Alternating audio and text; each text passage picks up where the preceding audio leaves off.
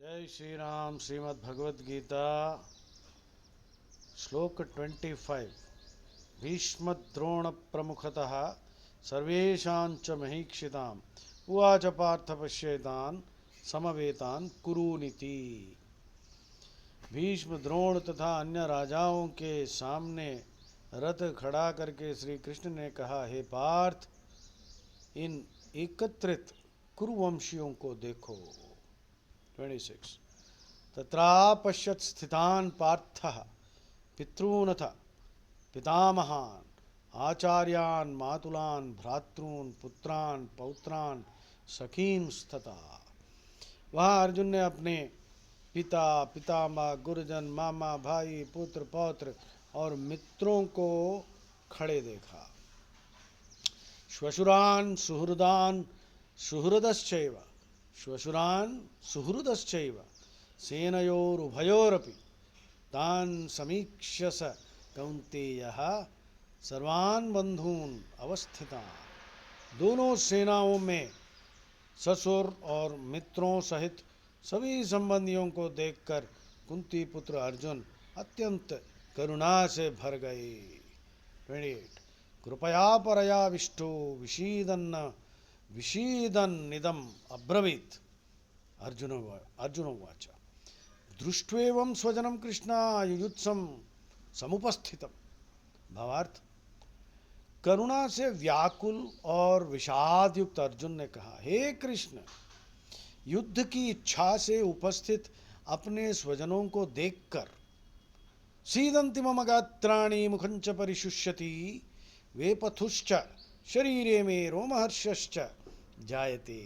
मेरे अंग शिथिल हो रहे हैं, मुख सूख रहा है, शरीर कांप रहा है और रोमांच हो रहा है। गांडीवं स्रंसते हस्तात् त्यक्चैव परिदह्यते न च श्वनोभ्य वस्तातुम न च श्वनोभ्य, ये प्रिंट गलत है इधर, न च श्वनोभ्य वस्तातुम भ्रमती वच में मना, ये प्रिंट में गलत आ गया इधर, कुछ देखिए।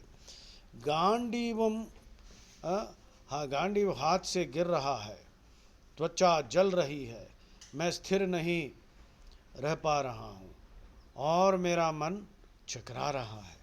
निमित्तानि च पश्यामि विपरीतानि केशवा न च श्रेयोनुपश्यामि हत्वा स्वजनमाहवे। हे केशव, मैं अशुभ लक्षण देख रहा हूँ। ये देखिए कितना विरोधाभास है। भगवान साथ में खड़े हैं और कहता है अशुभ लक्षण देख रहा है, और युद्ध में स्वजनों को मारकर कोई कल्याण नहीं होगा। न कांक्षे विजयम कृष्णा न च राज्यम सुखानि च किन्नो राज्य न गोविंदा किम भोगैर्जीवितेन वा। हे कृष्ण, मैं न विजय चाहता हूँ, न राज्य और न सुख।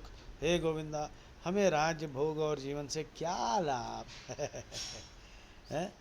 ईशामर्थे कांक्षितन्नो राज्यम भोगा सुखानि च तैमे अवस्थिता युद्धे प्राणाम त्यक्त्वा धनानि च। जिनके लिए हम राज्य भोग और सुख चाहते हैं, वे ही अपने प्राण और धन त्याग कर युद्ध में खड़े हैं। आचार्याः पितरः पुत्रास्तथैव च पितामह मातुला श्वशुरा पौत्रा श्याला संबंधिनस्तथा। यहाँ गुरुजन पिता पुत्र पितामह मामा ससुर पौत्र साले और अन्य संबंधी खड़े हैं। एतान् न हन्तुम् इच्छामि न तोपि मधुसूदन अपि त्रैलोक्य राज्यस्य हेतु किम न मही कृते। हे मधुसूदन, मैं इन्हें मारना नहीं चाहता, चाहे इसके बदले तीनों लोक का राज्य ही क्यों न मिल जाए। निहत्य धार्तराष्ट्रान्न का प्रीतिस्या जनार्दन पापमेव आश्रयेदस्मान् हत्वैतान् आततायिनः। Ultimate rationalisation. हे जनार्दन, धृतराष्ट्र के पुत्रों को मारकर हमें क्या प्रसन्नता मिलेगी? इन्हें मारने से हमें केवल पाप ही लगेगा। ये तो आततायिन है। आततायिना means aggressor, means a criminal है। आततायिन का मतलब डेफिनेशन देखिए शास्त्र में, अग्निदो गरदश्चैव शस्त्रपाणि धनापहारकः क्षेत्रधारा अपहारी च षडेते आततायिनः। मतलब अग्निदो, आग लगाने वाला, अग्निदो गरदश्चैव, विष पिलाने वाला, पानियों में विष मिला देगा। अग्निदो गरदश्चैव शस्त्र पाणी, मतलब हाथ में तलवार या कुछ वेपन लेके आया। शस्त्र पाणी धनापहार का, आपके धन को लूटने वाला, भूमि को लूटने वाला, घर लूटने वाला।